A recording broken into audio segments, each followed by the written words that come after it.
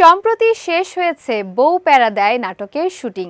এই নাটকে জুটি বেঁধেছেন জনপ্রিয় অভিনেতা মোশাররফ করিম এবং নীলাঞ্জনা নীলা।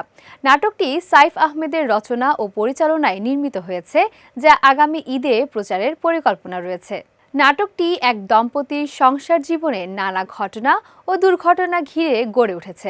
নির্মাতাদের মতে হাস্যরসের মাধ্যমে নাটকটি দর্শকদের দেখাবে কিভাবে স্বামী স্ত্রীর পারস্পরিক আস্থা, বোঝাপড়া ও ভালোবাসা জীবনে সুখ আনতে পারে।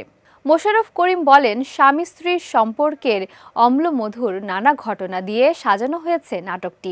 হাস্যরসে ভরা নাটকটিতে দর্শকরা সুন্দর একটি বার্তা পাবেন। মোশাররফ করিমের সাথে কাজ প্রসঙ্গে অভিনেত্রী নীলাঞ্জনা নীলা বলেন, মোশাররফ ভাই শুটিং সেটে খুবই সাধারণ।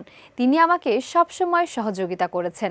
আমি আশা করি দর্শকরা বউ প্যারা দেয় নাটকটি উপভোগ করবেন। নির্মাতা আশা করছেন নাটকটি ঈদের দর্শকদের বিনোদন দেবে, পাশাপাশি সম্পর্কের মূল্যবোধও ফুটিয়ে তুলবে। হাস্যরস এবং শিক্ষণীয় বার্তায় ভরপুর এই নাটকটি দর্শকদের ভালো লাগবে বলে প্রত্যাশা করা হচ্ছে।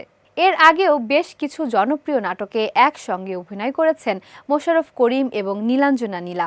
এর মধ্যে রয়েছে জামাই বউ অতি চালাক, প্রেমের কোনো বয়স নাই, রঙ্গিলা মজিদ, ফিটফাট বাবু এবং বিড়ম্বনায় বাবু।